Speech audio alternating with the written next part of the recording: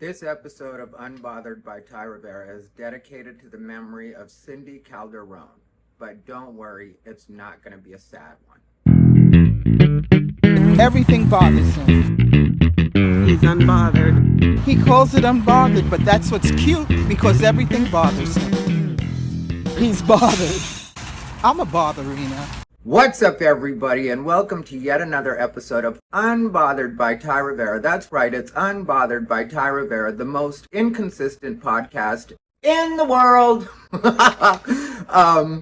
The lighting is bad, I can admit that, and I am shiny because it's hot out. It's 4th of July. It's 5th of July now, technically. It's like 5 in the morning. I fell asleep super early because yesterday I put out 2 videos and I knew they probably weren't going to do that well because they weren't really like my vein. For anybody that's not familiar, this is my podcast. So if you're used to the regular videos that I do where I really do a lot of editing and stuff like that, this is not that. The way my podcast works, which I rarely do my podcast anymore, and we're going to talk a little bit about that and why I haven't done it.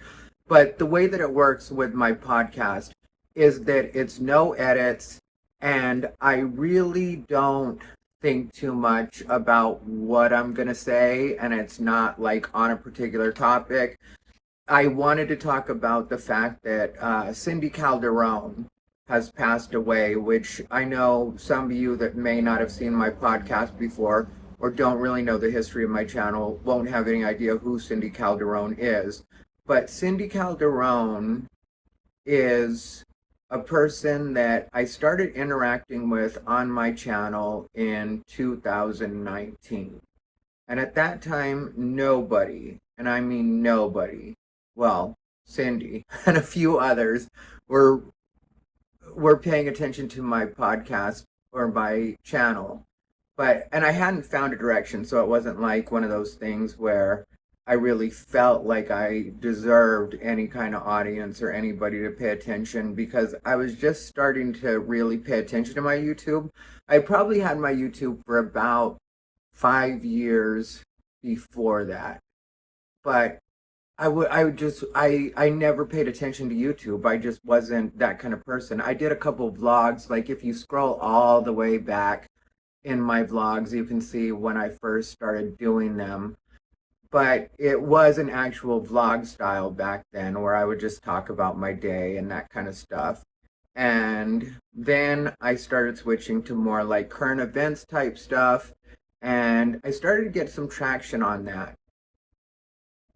But I didn't understand how YouTube worked at all. Not that I'm some kind of expert on it now, but I didn't understand how YouTube worked at all. And so I was just kind of throwing stuff out there and seeing what I wanted to do with it, and no real direction, and didn't even understand that it really could make any money. It wasn't that kind of thing for me at all. And it was just me making videos on things that I thought would be like fun topics to talk about, hot topics type of stuff. I would watch Wendy Williams at that time, and so I liked that hot topics idea. But it was in 2018 was when it was actually that I made a couple of videos that ended up getting some actual views, like 20,000 views. I think one of them got like 40,000. I know one of them got over 100,000, but that was like a commentary video on a particular subject that had happened where this guy was being canceled and that kind of thing. And so one of those videos, Cindy ended up seeing it, and she commented. And then at that time, I didn't get that many comments, obviously, but on those like I would. But my point is, nowadays, I don't get to comment or reply to every single comment, and I do apologize for that. That's not one of those things where I'm being snotty or like, oh, I'm not going to choose to respond to these. It's just literally sometimes I get so many comments that I could not physically respond to them if I wanted to. And I'm not going to do one of those bot type things or like some kind of AI type deal. Whenever you get a comment from me or a reply from me, that's actually me. I don't have anybody else doing this for me. I don't have anybody else helping me with this when it comes to everything to do with my videos, from the recording of them, the editing of them, the obviously setup and lighting. Or else I would have picked a place that looked a little bit, or I would imagine that if I hired somebody, they would pick a place that looked a little less like I was being held for ransom right now. Which, I just found a quiet spot in the corner of the backyard and was like, let me record a podcast. Because if there's anybody that deserves a podcast dedicated to them and deserves for me to come out of podcast retirement, at least for one episode, it would be Cindy Calderon. Because back then, what I was saying is, I wasn't getting that many comments. And on one of the videos, Cindy commented, and she said something very nice, like how much she liked my channel, or, what I was talking about, that stuff, my style. And it was really encouraging to me to have somebody that was not an already established friend or a family member, because when you first start on YouTube, that's who's going to interact with you usually, or at least in my case, that's the way it was. And it was really nice to have somebody across the country, because Cindy was in Michigan, and so it was nice to have somebody that I wasn't connected to in any other way, really encouraging me. And Cindy was so encouraging, and she would comment on every video, and every time I would see her name come up, I would, of course, be happy about it and respond to her, and we'd have a quick chat. And I think right now my camera is tilted, so forgive me on that. Everything is terrible in this video, but that's kind of the theme of Unbothered, and the theme of Unbothered, if you don't know the way that it works, is I usually talk about something that bothers me until I'm unbothered, and that's why it's called Unbothered. And so because Unbothered is still on some of my branding, sometimes people will hit me up when they're trying to argue with me on social media, and they'll be like, it says Unbothered, but you're clearly bothered. And it's like, that's the theme. I talk about things that bother me until I'm unbothered. It's the process of becoming unbothered, is that you start off bothered and then you work your way to unbothered. And so what happened was Cindy just became a friend over time.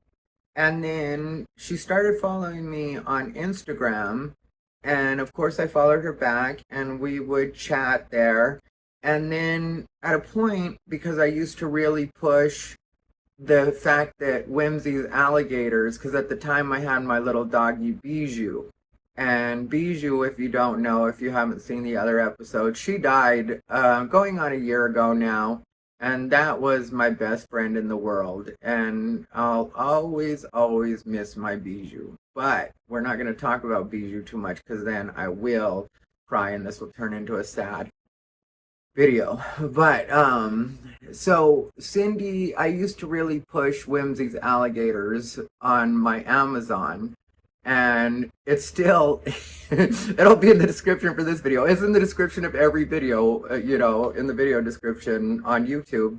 I always put the plug for Whimsy's alligators, basically out of nostalgia at this point, because I don't have my puppy Bijou anymore. But Cindy at a point was like, I want to send you a care package.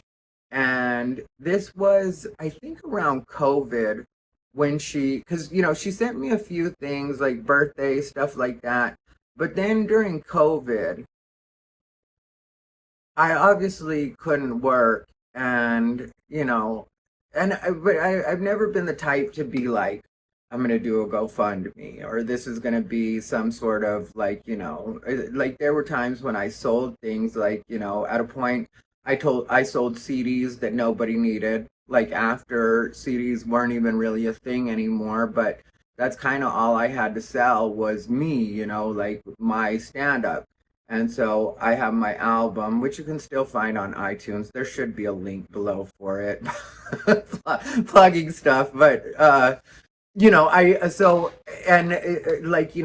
weren't allowed to work and we're just sitting at home. And so Cindy was like, I want to send you and Bijou a care package. And she sent a bunch of stuff for Bijou, and we just were friends, like I would do my videos and my podcast, and she would hit me up in DM and we would talk about it. She would comment on it on the video to help the algorithm, but we would also chat just in private message.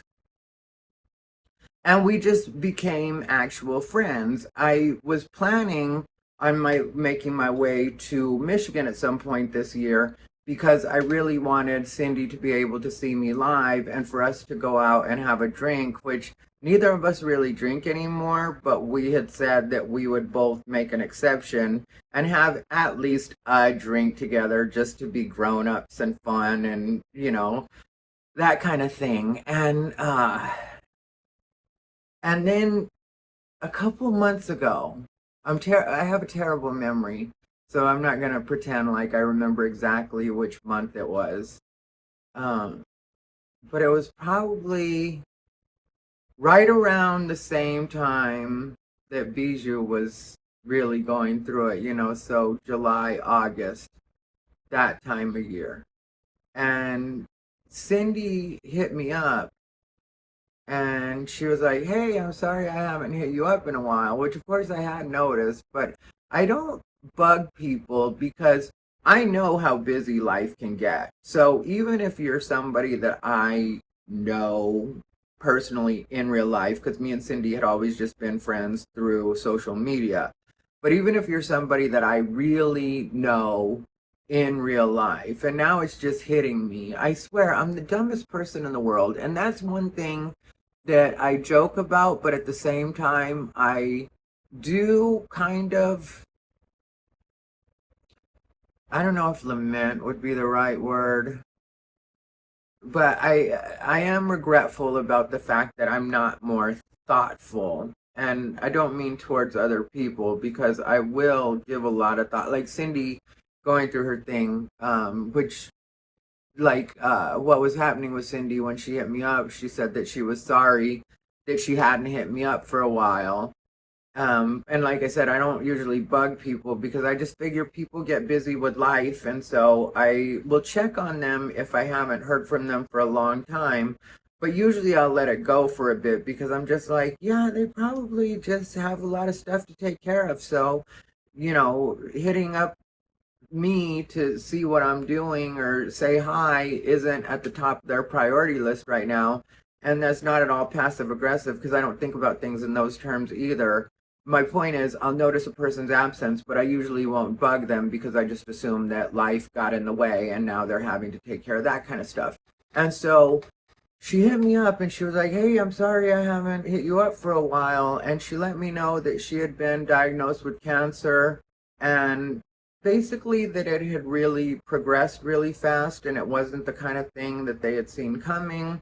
And she was going through the treatments and chemo and doing all the stuff that she had to do, and it was just one of those out of nowhere situations. And Cindy is a modern woman, so Cindy would work and take care of herself, and so she ended up having to stop working. And she was talking to me about that and how she was trying to do a couple bucket list things. And I am eternally optimistic when it comes to me liking somebody, like being friends with people, loving people, because I would honestly say that I love Cindy just for the person that she was, because she was such, like, what she was for me online was such a always encouraging person, and at the same time just a I'll get it done type of woman, you know what I mean? Like, she would tell me what she had to do every once in a while as far as her life went, and kind of, she had a dog for a while that ended up passing away as well, and she was talking to me about her dog, and that's part of the reason that she loved Bijou so much and would send care packages for Bijou, and it was because she loved her dog so much, so she understood my relationship with Bijou. And that's a good thing, that since Cindy has passed, she um, obviously gets to be with her dog again, if you believe in that kind of stuff. I do. And so, yeah, so what happened was she let me know that that's what was going on. And I checked in on her a couple of times. And one time I sent her a message because she said something about things getting bad, as far as her health went, that things had taken a turn for the worse. And I just let her know because she had mentioned something about having a brother. And I let her know, or asked her, can you please have your brother get in contact with me if anything happens? Because, of course, anything happening means she actually passes, because I really would rather know than just all of a sudden my friend's gone and I don't know what happened. Or, I can assume, but I don't know. And she took several days to respond to that. And we had been going back and forth pretty in real time at that point. And I felt kind of bad because I didn't know if I had crossed a boundary. I didn't know if it was like, and I wouldn't imagine Cindy for being this type, but you never know, and especially when somebody's going through something. But I just thought maybe she felt like, well, how dare you try to intrude on my personal life like that? And you want my brother to call you or to somehow tell you if that happened. And so I just let her on her time get back to me. And she never responded to that part, even when she responded to me. But from the responses that she gave me, I knew I hadn't offended her. I had taken it the wrong way. I just thought that maybe, I had overstepped my boundaries. But that didn't turn out to be the case. And so, the last time I hit her up, because, the messages got more like where I would send her a message and then it would take her a minute to get back to me because she was dealing with all the stuff that she had to deal with. And so messages weren't as quick. And so I sent her a message and asked her how she was doing not too long ago. And she sent me a message back that was just very optimistic and like, I'm fighting it. Things are going well, or as well as they can be. And then, like 2 days ago, I got a message from a woman, and she said that she knows that, like basically, I know you and Cindy were friends, and she wanted you to know that, or wanted me to let you know. I'm going from my memory, but basically, Cindy wanted her to let me know that she had passed. And so, I am reading The Power of Now. I'm just finishing that up. For those of you who have been following my podcast, which I know I haven't done one in a couple of months, I started that book months ago. But I've had so much going on in my life that I really haven't been reading consistently. I'm not that slow of a reader, that I shouldn't have had it done by now. But I'm almost done with it. But life has gotten in the way and I haven't. But I have it with me. And so I was reading just the night before, the night before I got this message, I was reading a part of the book where it talks about death, and that kind of you come to terms with things better, even though it'll never be like pleasant or perfect or like it didn't happen, but you come to terms with things better. And I'm paraphrasing here.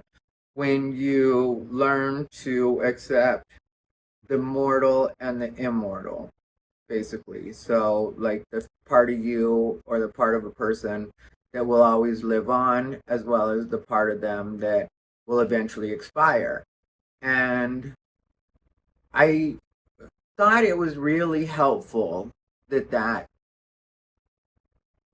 was what I had read just the night before, because I was super bummed out about it. And just right now, what hit me a few minutes ago when I said I wish I wasn't so dumb, like I've fucked up so many things because certain things don't pop in my head the way they would for other people. I would never be able to be an engineer because I don't mentally plan well, or I don't think of a lot of solutions before, because one thing me and Cindy had never done is had a phone conversation. And it never occurred to me until just right now that I actually could have just told Cindy to call me, or I could have called her and spoken with her, because I didn't actually I never even heard her voice in my life. I don't know what Cindy sounds like, and that does kind of bother me, because I could have told her how much I appreciated her in words rather than just the messages that I had sent her.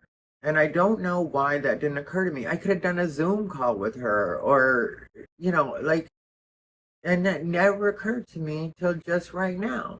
And she's gone, so there's no way that I can correct that. But thankfully, like I said, I kind of have the memory of a goldfish, and that's the blessing about the way that my brain works.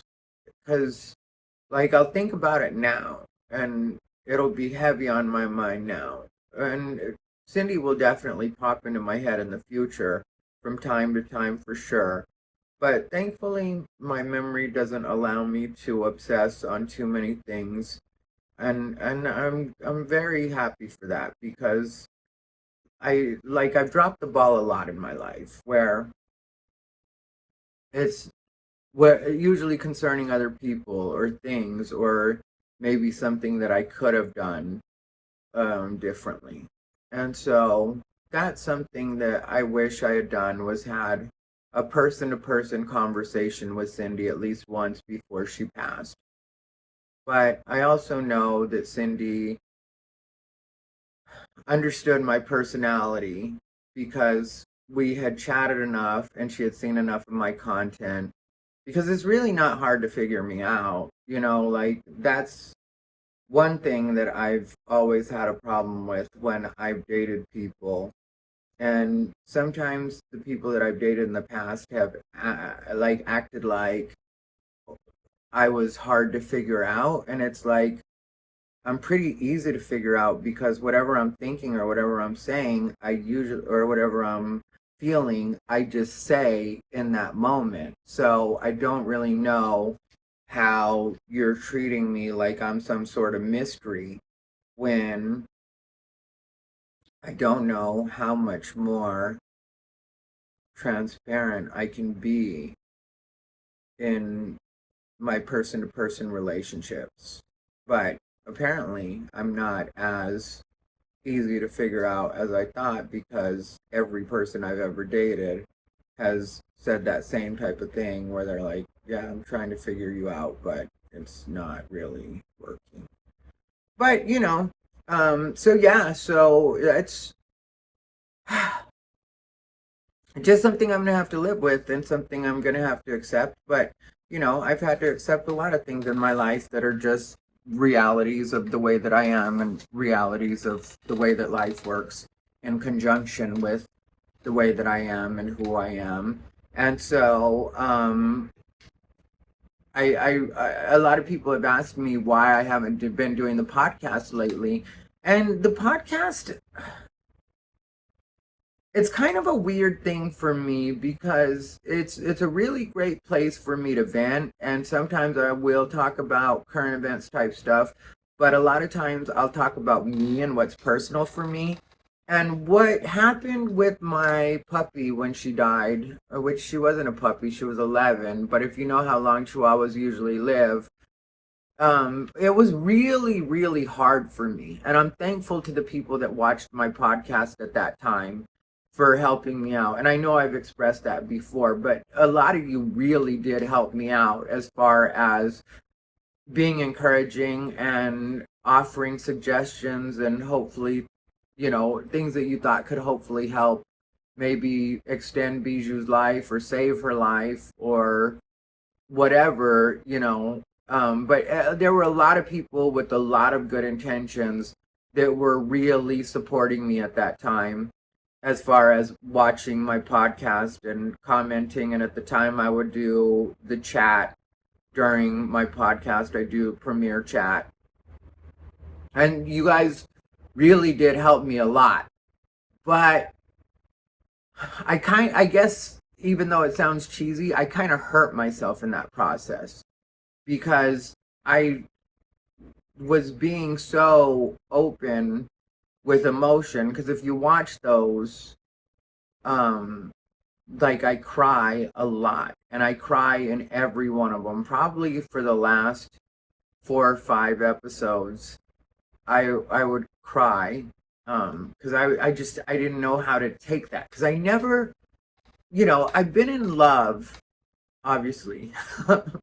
I've had relationships where I was in love, but I've never loved anything like I loved Bijou. And I had her from 6 weeks old until the day she died. And there were times when I had to be on the road, like going to China. If you take a dog to China, I'm not going to do some cheesy Asian joke about they'll eat it.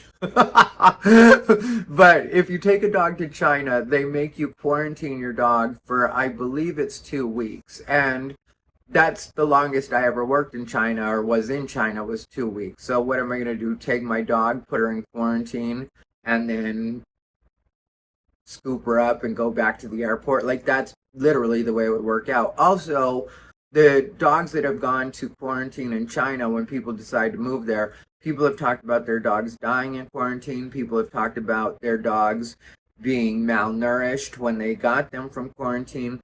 It's not a good experience. And at one point, they wanted me, the people that I work for in China, wanted me to go to China and help them build the comedy scene there.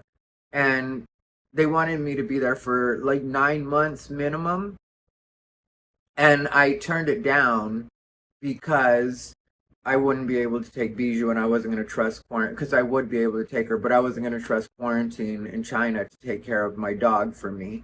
And so, but I never had anything that I loved that much, and I never had anything that I was fully responsible for. And so when Bijou died or was dying, I was a mess. And what people saw on my podcast with me crying was just a fraction of the amount of crying that I did during that time. I was literally a mess most of the time. And that's one thing I really feel bad for putting my dog through, is that I just couldn't control my emotions. And I know that she was puzzled towards the end of her life, just sometimes looking at me like, why are you crying again? Like, she couldn't understand it, because dogs don't think like we do. Dogs, their life is their life, and they're not like, they get sad because we get sad, but for the most part, dogs are happy creatures. And so she didn't realize she was dying. She didn't realize anything was wrong. And here I am, like, crying. And then I go on the podcast and I cry. And so I kind of hurt myself in the way that I was a little bit too open, and I don't regret it, but at the same time, it did leave me a little bit like I felt like maybe I exposed myself too much on my podcast during that time. And it gave me a little bit of a negative feeling towards recording my podcast, because I would think about that time, or that the two were correlated for me, like the death of Bijou and recording my podcast. And so that's a part of the reason that I haven't really recorded that much. And then also, I I pay attention to a fair amount of stuff as far as spiritual growth, self-help, that kind of stuff. And I feel like it is important sometimes to go into what's a lot of times referred to as hermit mode or monk mode, and just privately and quietly working on yourself and doing the things that you need to do to make your life what you want it to be. And I have to say that it's been very effective as far as me being able to grow in what I'm doing, not only on YouTube, but other parts of my life. And for a minute there, I had become so sedentary because I was depressed from the Bijou situation. And now I have baby girl, which the other day I had a weird situation because there's this guy that I have been communicating with on and off, but very sporadically and very rarely from when I was in Vegas. And he's really he's really good looking is what he is. That's a lot of why I talk to him. It is a physical thing, which I don't think he would at all be offended with me saying that, because one, he's a gay man, and gay men love for you to like them physically. But I'd like I hadn't talked to him for quite a while, and so I hit him up the other day and was just like, "Hey, how are you?" And then we were chatting, and he mentioned Bijou, and then I was like, "Oh, Bijou passed away about a year ago," and then he was like, "Oh, I'm sorry to hear that," and then I was like, "Yeah," I was like, it's unfortunate, but I didn't really want to go into it with him like that because we don't have that kind of friendship, relationship, whatever you would want to call it. We're just not, we don't really get into all that stuff. So it was more like just letting him know because he had seen my dog, and everybody loved my dog, even if they just saw her for a minute or just briefly met her. Everybody loved my dog. She's very cute. She was very cute and very chubby, and not for most of her life she wasn't really chubby, but she would go in and out of chubby. I loved her little cycles, the way her life worked. And the way her body worked, because I was so used to being with her. I saw her through the seasons when she would gain weight for the winter, and then she'd slim back down for the summer, get her beach body in check. And but so I had told him that I ended up getting a puppy, and then he sent, "Oh wow, LOL," and the way he sent that was like in a way to make it seem like I obviously just moved on. Like it was a relationship type thing where, like, a spouse had died or something, and then you immediately married someone else. And that, I didn't get into it with him or whatever, but I did correct him on that, just as far as being like, "Oh, no, not like that. I love my baby very much, but just I'm better when I have something to take care of." And that's one thing that I learned about myself from having Bijou, because Bijou was the first dog that I ever had that was, me as an adult having a dog. And before that, I always felt like a little bit rudderless, like I didn't really have direction because I didn't really have responsibility. But having a dog that you have to wake up and take care of, you have to take them potty, you have to, you have to walk them, because I did walk Bijou almost every day of her life until towards the end. But you have to walk them, you have to, pay attention. You have somebody to watch TV with if you want to, or just relax with. Like, there's so many things about having a dog because, dogs need attention and they love being close to you. And before I had a dog, I always liked to have roommates, because when I lived alone, I always hated that I would, leave to do spots or do work or work or whatever I would be doing at that particular point in my life. And then I would come home and everything was exactly the way I left it. And I always hated that feeling. I hated the fact that if I didn't move, there was no movement. If I was home, there was no life in my place. Like, it sounds like a weird thing, but that's something that always bothered me.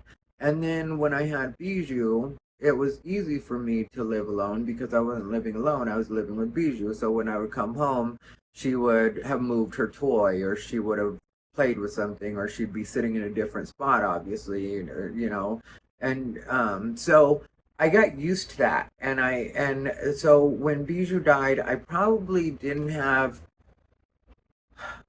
didn't get baby girl until I think it was maybe 2 weeks later, which admittedly isn't a long time. But that's all the time that it took for me to realize, because I was pretty depressed. And it's all the time that it took for me to realize that, yeah, I'm better when I have responsibility to take care of. And so baby girl became my responsibility. And she's just getting to the point now. I'm going on a year of having her. I think we're just short of a year. But she's just getting to the point where she really takes ownership of me, because she was used to me taking care of her, and now that she's getting a little bit older, it's very cute watching her like really kind of glom onto me, like follow me everywhere I go and have a "what are you doing" type attitude, where before she was a lot more like, oh, that's just the person that takes care of me. And so, it's been good for me having baby girl and being able to, you know, teach her things and have her get used to traveling with me. That's one thing that we've been working on. She's been on a plane a couple of times now, and she's not best with city driving, I'll tell you that. Like, she just every once in a while gets car sick from, I'm sure, the, like, jerking of the the car, the motion when you're stopping and stuff like that. But as far as when we're on long trips, like when we drove from Texas to Arizona, she was fine. When we drove from Arizona to LA, which that's originally why I came out here, was because I was going to be doing a gig in LA, and at the same time, my niece was pregnant. Which, if anybody doesn't know the story about that, like, my niece it's weird because she's like a combination between a little sister and almost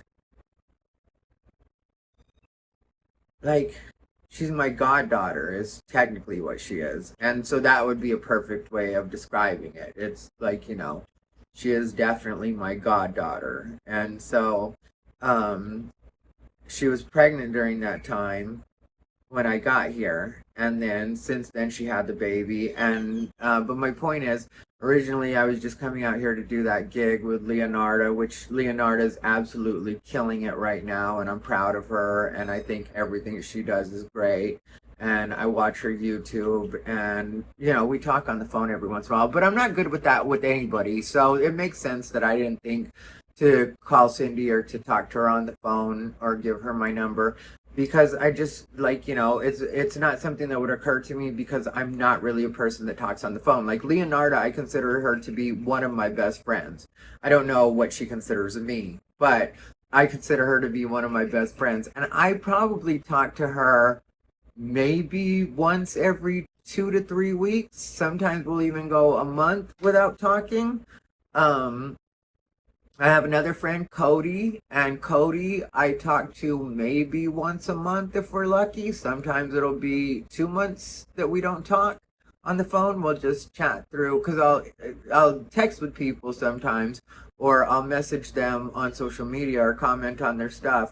So that way I'll keep in contact, but I'm just not really a big phone person all the way around. But with Leonardo, I was supposed to do that gig with her. She invited me to do a gig with her, and she had asked me to do another one. I think it was in St. Louis, but I wasn't able to do it because it was last minute, and I didn't want to. Really, I'm going to go back on the road at some point, like more frequently, but right now I don't want to be on the road, and I don't want to do the stuff that I have to do in order to prepare to actually be on the road regularly. Because to be on the road regularly, I will have to, at some point, put my YouTube on a pause, which I don't want to do, which I don't mean a real pause, but it's like I'll have to put out videos less frequently than I do right now, and I don't want to do that. I would rather continue to grow what I'm growing on YouTube right now than be on the road. I was on the road for 15 years, and a lot of people don't understand that. Like, I was on the road a lot during those 15 years. Not every single weekend, but a lot on that, you know, and sometimes for a couple weeks at a time, solid, where I was on the road. And so, like, I don't want to go back to that yet, and I don't know if I ever want to go back to it like that again in my life. But my point is, I was supposed to do that gig with Leonardo. I ended up doing that gig with Leonardo, and since I was going to do it and I wanted to have my car because I was going to be in LA, everything just lined up perfectly, where one of my best friends here in Arizona was moving around the time that I got here. And I had told him, because he was saying something about maybe having some movers help him, but he really didn't need them because he only needed their help with like the couch and, you know, like just the big stuff, which he didn't have a lot of big stuff. You know, he's 1-bedroom apartment, and it's a really nice apartment, but, you know, like all the other stuff he was able to put in boxes and that kind of thing. And so it was like the couch and a couple other things, and he wasn't taking his bed. Anyway, I'm telling you too much about Derek's move, but long story short, he only needed so much stuff. And so I was considering doing Leonardo's gig, but I wasn't 100% on it. And so I'd come to Arizona anyway because I'm like that. And I was like, well, I can do what I do from anywhere. And so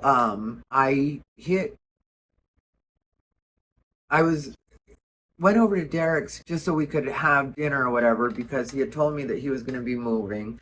And then I told him, I was like, well, why worry with movers? If you want help moving, just hit me up. Let me know, and I'll come over and help you move your stuff.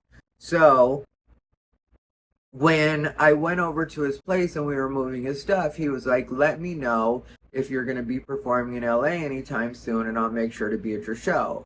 And I was like, oh, I got offered a gig on, I think it was the 21st of May that I was supposed to do Leonardo's gig, or that I did Leonardo's gig. And he was like, oh, you asshole, I'm going to be gone. And I was like, well, then I guess you won't see me. And he was like, but you can stay at my place. And so that's when I actually confirmed with Leonardo that I would officially be there, because I was like, yeah, well, if I can stay at your place, because, you know, he got a place in Long Beach, and I would have his place all to myself. So I no longer had to think about if I was going to stay at a hotel, which Leonardo had said that I could stay, you know, where they were staying.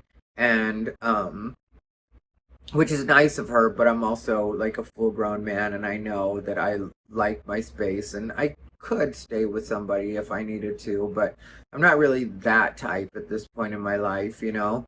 And so when he said that, I was like, cool. And so that's when I confirmed completely. And then I went and stayed at his place. You know, he ended up being gone. It's cool. It's a nice place. It's right on Ocean, which, if you're familiar with Long Beach, obviously the beach is right there, like right across the street from his place. And so I was able to take baby girl to the beach. We went 2 days to the beach. One day we got to go to the dog beach part, and that was super great and super fun, watching her interact with the other dogs and stuff like that. And then I was I had just gotten back from Long Beach, gotten back to Arizona. And then one of my friends, Lou, hit me up, and he was like, hey, would you be interested in doing Freedom Fest in Palm Springs? And I was like, when is it? And it was like June something, June 7th, June 3rd, who knows? It was the beginning of June was when it was. And so I was like, yeah. And in my head, I was like, Palm Springs is like 3 or 4 hours away from Arizona, like Phoenix. So maybe I'll just stay here for a couple more weeks and then do the Palm Springs gig. And so I did that. And then I just really haven't given too much thought to when I'm gonna go back. And as far as I'm concerned, I don't know why I should feel pressed about that at all. At some point, I should make it so I don't have bills in Austin if I'm not going to be there. But at the same time, I don't feel like pressed about like I have to do all these things or make any commitments. And, you know, who knows where I'll end up or what I'll want to do. All I know is that everything I do right now, I can do from absolutely anywhere. I don't have to be. I like being stationary in the way that I don't like moving around all the time, and I definitely don't want to be going from one spot to the next. You know, I'm not that kind of person that's like a couch surfer. I have a friend who's really good about that. Like, you know, he couch surfs everywhere and will be staying at different places all the time, different people's places, Airbnbs, you know, friends' houses. He's a true couch surfer for the most part. Not a freeloader, but definitely like the kind of person that's just living a pretty nomadic life, and that wouldn't work for me at this point in my life. Uh but as far as me having to be in one particular place like Austin, that's not necessary. And so I'm not going to hold myself to that and be like, oh, I have to make it back to why. There's nothing there that I have to be there for. I'm not doing any live performances there. I make no effort to be anywhere there. People have hit me up and asked me if I wanted to do things. I politely decline on pretty much everything. And that's also a thing that's very foreign for me, because for so long when I was doing stand-up, I always would take everything because that's the way I was raised in stand-up. Like the people that taught me about stand-up, or my influences, my mentors when I was first starting out in stand-up, were like, yeah, just take everything, you know, do everything you can possibly do, get the experience, be everywhere you can possibly be comfortable being uncomfortable, perform under every circumstance. If you're sick, if you're sad, if you're tired, if you're depressed, if you're going through a breakup, if you're, you know, whatever it is, you get on stage. That's the way you get good at this. And I did all of it. And there was a long time where I took basically no breaks at all, not like was out all the time and doing several spots a night. And that's how I got so good at stand-up. And I feel like that's what it takes to really be good at stand-up. Like, you know, that's why right now I'm not really concentrating on live performance, because I don't have the time to dedicate to it, because I'm dedicating so much time to YouTube and other things that I'm doing in my life that I don't have time to be out at all the spots in any city, or as many spots as I can possibly be at. And I would rather just sit it out a little bit and do that rather than give subpar performances. Like when I was getting ready to do Freedom Fest, since I had Leonardos gigs like a couple weeks before that, or it was 2 gigs one night, and since I had those a couple weeks before that, I felt really good about that, you know, and so that was good. But then I went ahead and did some guest sets here in Arizona, and that was really great, but it helped me, like, you know, get in practice again and be like, okay, because it doesn't take much at this point, because I did live performance for so long. 22 years is how long I've been doing stand-up. And like I said, for 15 years, I was really consistently on the road. And then when I wasn't on the road, I was going up locally in whatever city I was living in all the time. And so so for me, it doesn't take much for me to get back in the mode. But as far as the writing goes and having new material and that kind of stuff, that I would need to be out a lot more for, in order to work the new stuff out and figure out what I want to talk about, you know, because the way things progress, a lot of people don't realize it, but when you're doing the kind of stand-up that I do, the way things progress, you have to keep up with it, because if not, you're going to be talking about old stuff. You know, it's like, okay, well, that subject has already happened. And I'm not what you would call a topical comic, and my stuff does have a shelf life, so it's not like I always have to be doing a bunch of new stuff. But then also mentally, I get bored. I just get like, okay, well, how many times am I going to say this particular thing? Or why does this subject even matter anymore? Why do I even want to talk about that? Or am I just bored with that subject or that situation altogether. That's why if you notice my YouTube, you know, like I know that I could consistently get a ton of views if I were just to really drill down on one particular topic, especially when it comes to LGBT and that kind of stuff. And I know Lily Tino she's on a break right now, which I'm going to make a video about that, I know. But the Lily Tino situation, I know that I can just drill that for content and I can just do a bunch of it if I want to. But there's a lot of things that I'll do a couple days later, or sometimes I'll completely pass on certain things, even though I know I could get a lot of views for them, because I get bored with talking about particular subjects. You know, like if you ever see me really go on a run where I'm talking about LGBT consistently or trans consistently or Lily Tino consistently or Roger consistently, if you ever see me go on a run when I'm doing that, and it has happened before and I'm sure it will happen again, that's because I'm really feeling that at that point. I'm really feeling like there's a lot of substance to talk about there, and it's not just going to be me regurgitating the same thing. Because I follow some creators like that, and I don't mind it as a consumer. Like when I am listening to YouTube content, or, you know, because I listen to it a lot of times when I'm at the gym or when I'm doing something like that.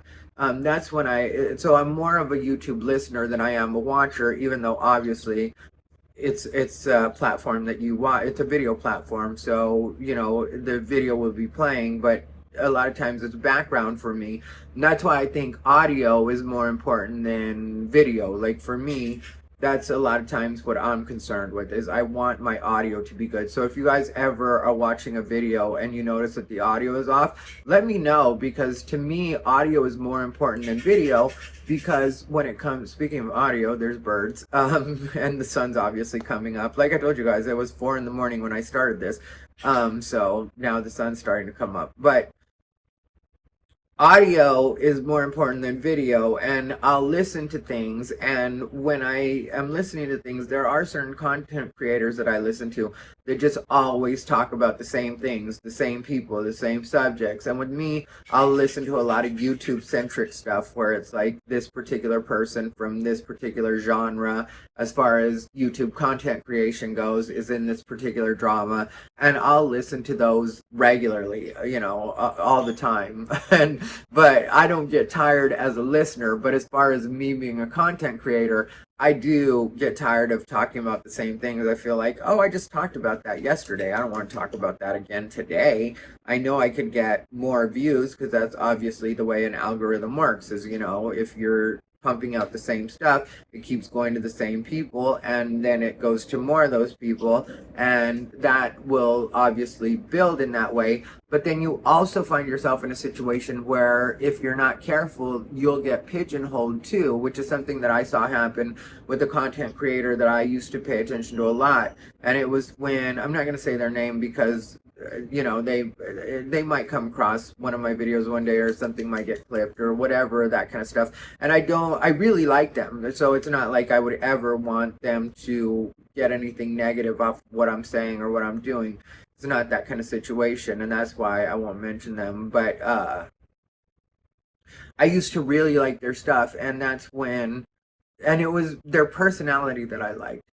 But that's when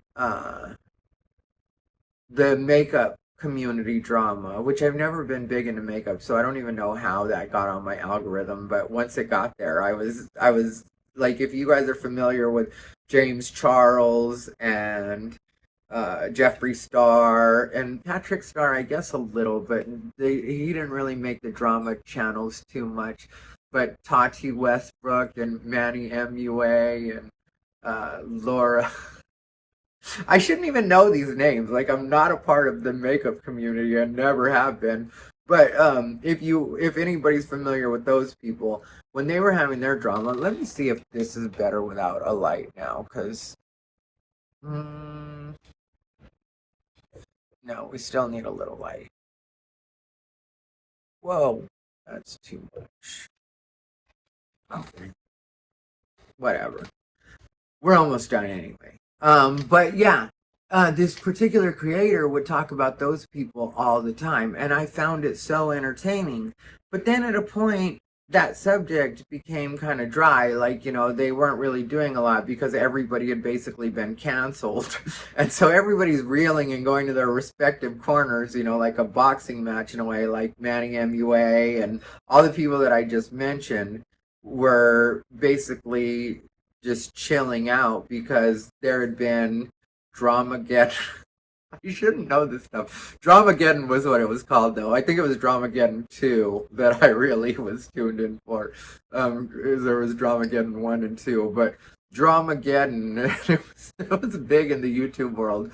But this guy was covering Dramageddon, and he would put out 2 and 3 videos a day, and they would each get like 50,000 views. And I'm not exaggerating at all. And 2 or 3 videos a day, with them getting between 50 and 100,000 views, that's really, really good numbers, obviously, And then at a point, like I said, everything died down as far as the makeup community went, and it just tanked what he was doing completely. And I don't think a lot of his audience, even though I liked his personality a lot, and I'm sure plenty of people liked his personality, but I don't think after so long of him covering the makeup community, a lot of his audience was ready for him to talk about other things. So when your subject completely dries up, with his being the makeup community, when that completely dries up, when it hits pan, let's say, then what are you stuck with, because that's no longer a thing. And so what are you going to do at that point?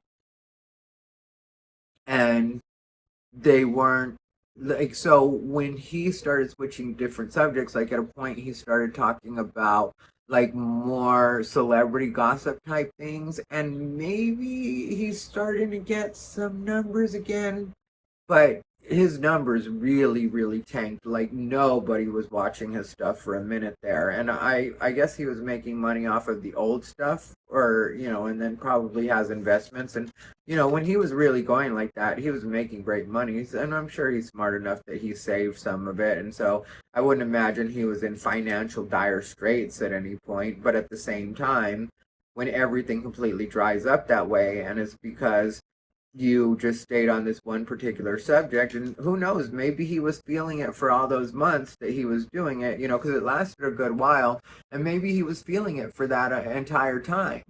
But whatever it was, once it dried up, and then he was stuck, basically with a dead channel. Because, like I said, his people couldn't really see him any other way, and they didn't want to see him any other way. They just wanted him to do that same kind of content. And so I can definitely, that's another reason that I wouldn't want to just be a one-note type of person. Is one, it's boring for me, and two, once people only see you that particular way, then where are you? Like, you just gotta keep hoping things go wrong in that situation, or keep hoping things like get or continue. And I know with LGBT that's something that I can milk if I wanted to, and I talk about it a lot because it's very close to me as far as me having had trans friends my entire adult life. So that's why it's very natural. If you notice on the videos where I talk about trans, I'm able to really flow on those videos and just talk about it because I have so much life experience with the trans community, or what used to be the trans community. When we talk about LGBT in general, because I am a gay man and I've been out for so long, it's very easy for me to talk about that. And so that'll always be natural to me, and that will always have a very strong place in what it is I do. But when it comes to like politics, or what's going on with ICE and that kind of thing, that also is something that's close to me. That also is something I'm interested in. That also is stuff that I care about. And so I always will talk about that as well. And I'll branch out even more. Like sometimes I'll talk about just drama on the internet type of things, as far as different things people are having happen, as far as getting canceled, or some of the stuff on TikTok, the craziness that we see there. And so all of that stuff is very, very easy for me to talk about in a lot of cases, because I do have an interest in it. Lily Tino is somebody that I think is so misguided. And at the same time, I feel like there might be a little bit more there to understand than just a lol cow, as they like to call them, or somebody to make fun of. Like, I don't see Lily Tino as just completely that. And even though I do think that she is very misguided, they are very misguided, however you would say that. Sometimes people get mad at me because I'll use the she pronouns with Lily Tino, but it's just I'm so used to terms of service, and I wish that would change. And I'm going to make a video about that coming up, because there's a subject that happened not too long ago where somebody got mad at somebody about that, about referring to Lily Tino as she. And I really feel like it also could have been attributable to the fact that YouTube kind of makes us, and different people, it works different ways for them. And that, like, I'll get into that in the video, but my point is, when it comes to Lily Tino, I want to say that there may be something more there than just what they're doing and just the destructive part. And maybe even if they have no idea how to do it and they're really doing a bad job of it now, maybe if they can turn it around some way, there can be some redeeming quality in what they're doing if they turn out to be genuine. Because a lot of times people will assume, and I'm going to say this, I'm going to wrap it up, but a lot of times people will assume when it comes to a character like Lily Tino, that because they don't physically pass, because we all can agree on that, Lily Tino does not physically pass. Lily Tino, you would not mistake Lily Tino for being a woman. I don't think even if Lily Tino did the most work to themselves, I don't think you would mistake them for a woman. I don't think they would be passable. I don't think years and years of, okay, you get it, but years and years of hormones, whatever what I can say, I still don't think that Lily Tino would pass for a woman. But a lot of times people will think because a person doesn't pass and maybe will never be capable of passing, that that person is not and cannot be trans. I still lean towards Lily Tino as an AGP, an autogynephile. That's where I'm at right now on it. But say that Lily Tino were to turn out to be genuinely trans, and say that Lily Tino actually just didn't know how to express themselves or really say what it is they're trying to say. I think that if they did turn out to be genuine and were maybe able to figure out what it is they're trying to do at the base of what they're trying to do, then maybe they could actually be an asset to the community, only in the way that, well, also partly in the way that they built such a big audience, even though a lot of people are hate watching them, that maybe they could put a couple things out there that could actually be redeeming or helpful to the trans community if they were at some point turned out to find a little bit more authentic part of themselves, and if they are in fact trans, which the jury's out on that for me. And who knows what anybody is outside of our own thinking and what we know them to be or think that they are, because people are sometimes completely different in private than they would be, you know, on a platform or when they're thinking in content creator mode or social media mode. Like, a lot of people are really different. Like with me, if you were to meet me in real life, you would find out that I am like I am here, almost to a fault, you know, like, especially in these, you know, because this is me just chatting. But even on my regular videos, you'll find that I am consistently the same person. But with some content creators, you meet them and you're like, you are completely different than I was expecting you to be. And so, so that what I was saying is, when it comes to Lily Tino, that's why, a part of why I talk about them on my channel quite a bit, because sometimes in my dissecting them, I'll feel like I figured out a little bit more, and I'm good at that part, you know, I'm good at taking apart people's psychology, which makes sense because, you know, for a minute there I was going to go into that field, but we'll talk about that another time. Anyway, stay unbothered.